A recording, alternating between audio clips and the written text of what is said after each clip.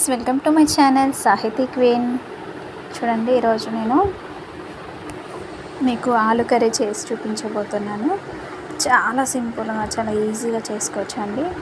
So లైట్గా oil వేసుకొని ఒక చిన్న ఉల్లిపాయ కట్ చేసుకున్నానండి, ఉల్లిగడ్డ. చూడండి, ఇలా వేసుకొని ఆయిల్లో ఫ్రై చేస్తున్నాను. చాలా సింపుల్ అండి, చాలా త్వరగా అయిపోతుంది. టేస్ట్ మాత్రం సూపర్గా ఉంటుందండి. సో ఇప్పుడు పచ్చిమిర్చి వేసేసుకుంటున్నాను. 4 పచ్చిమిర్చిలు వేసుకుంటే సరిపోతుంది. ఆయిల్ కూడా చాలా తక్కువ పడుతుందండి. చూడండి, చాలా తొందరగా లంచ్ బాక్స్లో కానీ, లేదంటే ఫాస్ట్గా చేస్తారనుకుంటారు కదండి. నైట్ టైమ్స్లో కానీ, లేకపోతే కొంచెం బిజీగా ఉన్నప్పుడు, అన్ఈజీగా ఉన్నప్పుడు, తొందరగా అయిపోవాలనుకుంటారు కదా, ఈ విధంగా చేసేయండి. చాలా బాగుంటుందండి, ట్రై చేయండి తప్పకుండా. టేస్ట్ మాత్రం సూపర్గా ఉంటుంది, టేస్ట్ మాత్రం తగ్గదు. సో ఇప్పుడు ఇది ఫ్రై అయ్యాక ఇందులో కొంచెం ఒక 1/2 టేబుల్ స్పూన్ అల్లం వెల్లుల్లి పేస్ట్ వేసుకున్నాను. చూడండి, ఈ విధంగా 1/2 టేబుల్ స్పూన్ వేసుకున్నాక దీన్ని ఒకసారి కలిపేసుకుందాం. పచ్చివాసన పోయేంత వరకు ఇలా ఫ్రై చేసుకోవాలి.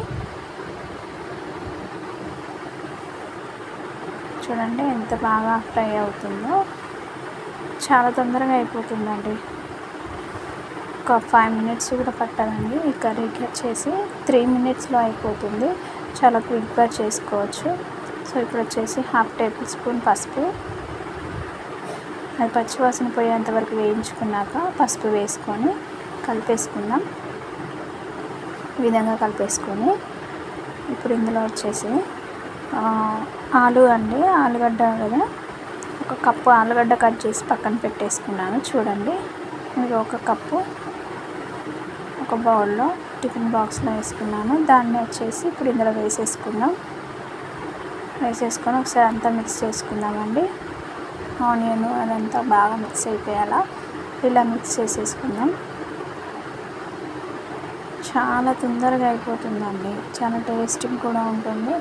సో ఒకసారి తప్పకుండా ఈ విధంగా ట్రై చేయండి. చాలా ఫాస్ట్గా అయిపోతుంది. మీకు కూడా లంచ్ బాక్స్లో కానీ, లేదంటే ఎటైనా ఊరికి వచ్చినప్పుడు వంట చేసుకోవాల్సి వస్తుంది కదా అండి, ఆ టైంలో ఇలా తొందరగా అయిపోయేలా చేసుకోవచ్చు ఆలు కర్రీ. చూడండి, ఇప్పుడు మూత పెట్టేసుకున్నాక ఒకసారి కలిపేసుకుందాం. చూడండి, కొంచెం ఫ్రై అవుతూ ఉంది కదా ఆలు. చూడండి, 1 నిమిషమే అండి, 1 నిమిషమే పెట్టాను. ఇది 1 నిమిషంలో ఇలా ఫ్రై అయిపోయింది ఆలు. చాలా బాగా ఫ్రై అయింది. చూడండి ఒకసారి.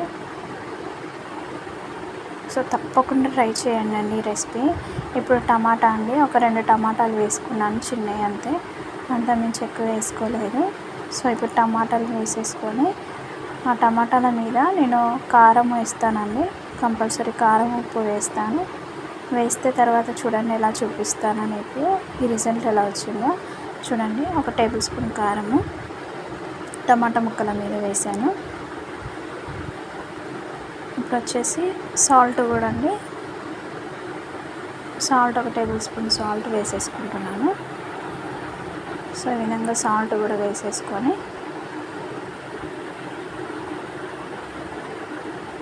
మూత పెట్టేసుకోనండి. మూత పెట్టేసుకొని 1 నిమిషం అండి, 1 నిమిషం అయ్యాక చూడండి చూపిస్తాను. ఇదిగోండి, మూత తీసాక చూడండి ఎంత బాగా ఉడికిందో. టమాటా ఇట్లా చెప్తే మొత్తం స్మాష్ అయిపోతుంది. చూడండి ఒకసారి ఎంత బాగా ఉడికింది. అందుకే నేను ఎప్పుడే కానీ టమాటా మీద కారము, ఉప్పు వేస్తానండి. అది కూడా కొన్ని కర్రీస్లలో మాత్రమే వేస్తాను.